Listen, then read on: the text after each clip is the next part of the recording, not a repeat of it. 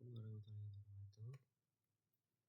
Perkenalkan, nama saya Rivaldi Arman Pambudi dengan NIM 4142401008. Saya di sini akan menjelaskan pengolahan data MySQL di Jupyter Notebook. Pengertian MySQL dan Jupyter Notebook. MySQL adalah sistem manajemen basis data relation yang menggunakan bahasa untuk mengelola dan memanipulasi data.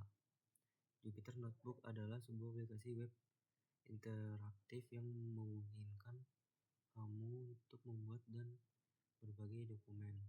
MySQL Connector adalah perangkat lunak yang digunakan untuk menghubungkan aplikasi dengan database MySQL. Di sini membuat database secara umum. Cara membuat database bergantung pada alat yang kamu pakai. Saya kasih langkah-langkah dasar kalau pakai MySQL ya. Bisa lewat command line atau aplikasi GUI seperti PHP-Min atau MySQL Workbench. Di sini pembuatan table, kode yang digunakan ada create table, ya nama kalian dan kode dan tipe data kalian seperti gambar ini dan gambar sebelumnya. Database dan table yang saya buat,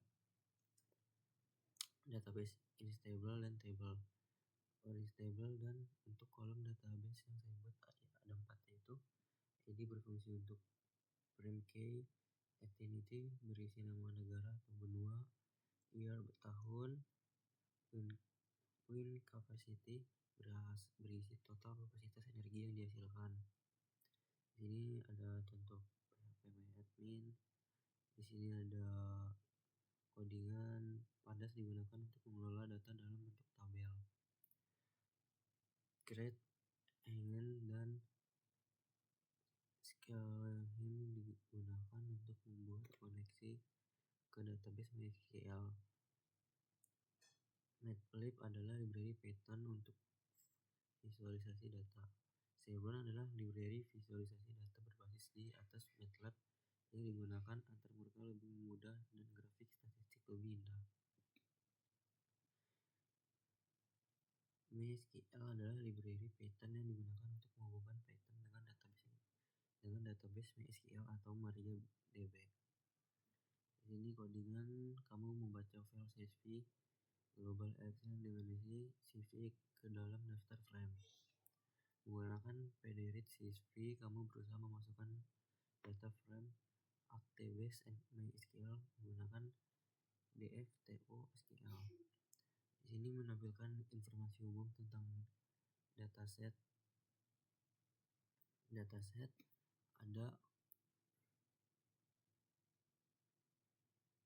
Ada 5.663 baris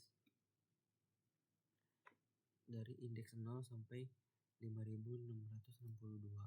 Ada 5 kolom, yaitu entity code, years, electricity demand, electricity generation.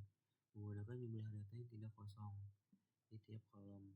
Menunjukkan tipe data objek in64, float64 untuk setiap kolom.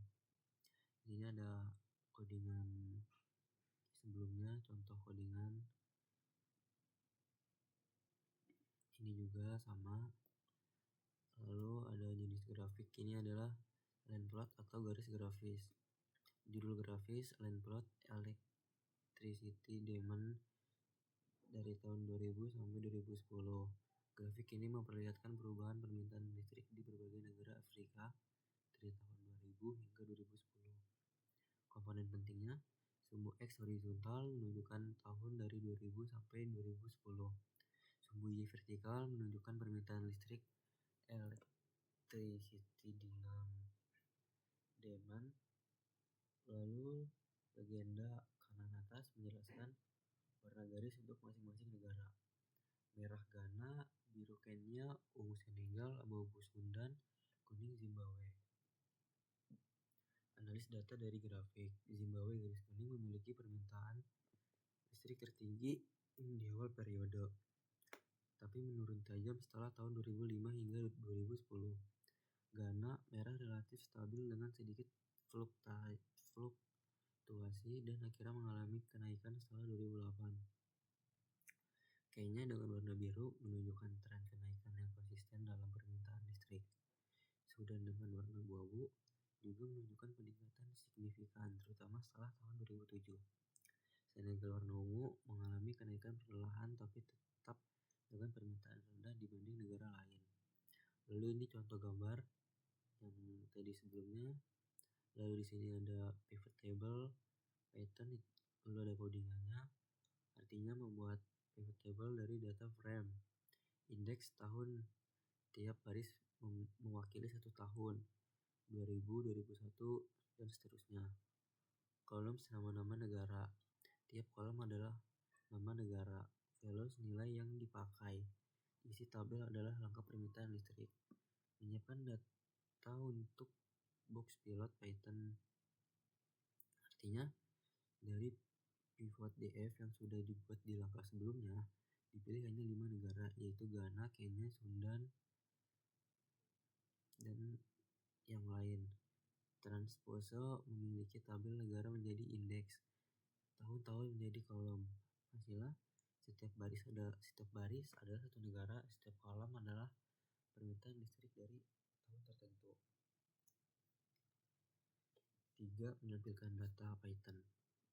Menampilkan data Python dfbox hit dalam kurung 10, artinya menampilkan 10 baris pertama dari data frame dfbox untuk melihat struktur datanya. 4. Membuat box plot Python dfbox, artinya membuat box plot untuk masing-masing negara. Kin sama dengan box, berarti jenis grafik adalah box plot. Grafik statistik untuk menunjukkan distribusi data medan, kuartil, outlier. Fungsi 12,7 artinya ukuran gambar yaitu 12 kali 7 inci. Mengatur detail grafik Python, lalu ada codingannya, artinya memberikan judul untuk grafik, memberikan label sumbu Y, membesarkan ukuran font X, text, dan text supaya lebih mudah dibaca. Plot show untuk menampilkan grafik. Lalu di sini ada codingan yang tadi sebelumnya itu penjelasan untuk yang ini. Lalu ada selanjutnya cara membaca step box, garis tengah di dalam kotak medan, nilai tengah permintaan listrik pada tahun tersebut. Batas bawah kotak kuartil 1 yaitu 25% dari data berada di bawah nilai ini. Batas atas kotak kuartil 3, 75% dari data berada di bawah nilai ini. Garis menyebarkan nilai umumnya dan maksimum yang masih dalam jangkauan. Titik-titik di luar whisker outload biasanya negara yang permintaan listriknya jauh lebih tinggi atau lebih rendah dibanding negara di tahun itu. Lalu ini ada contoh gambar-gambar dari tahun ke tahun. Lalu di sini ada negaranya, sini ada codingan. Lalu kode ini digunakan untuk menampilkan hubungan antara tahun dan permintaan listrik kelima negara Afrika, dengan setiap negara dibedakan berdasarkan warna. Visualisasi ini membantu untuk membandingkan tren permintaan listrik antar negara selama periode 2000 sampai 2010. Lalu ini ada codingan tahun ke tahun. Ini ada codingan ini ada hasil gambar dari sebelumnya. Ini ada codingan. Lalu kode ini digunakan untuk memvisualisasi data permintaan dan produksi listrik di 5 negara Afrika selama 2010 dari tahun 2000 hingga 2010. Lalu di sini ada gambarnya. Sini lagi. Oke. Cukup sekian. Terima kasih.